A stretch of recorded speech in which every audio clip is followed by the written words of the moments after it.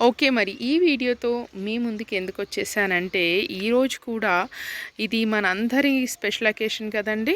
ఈ అకేషన్‌లో కొన్ని dragon fruits harvest చేయడానికి వచ్చేసాను.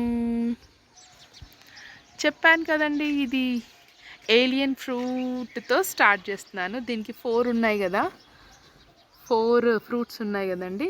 ఆ 4 ఫ్రూట్స్ ఇవాళ మనము హార్వెస్ట్ చేద్దాం. ఫస్ట్ మన ఏలియన్ ఫ్రూట్‌తో స్టార్ట్ చేద్దాం.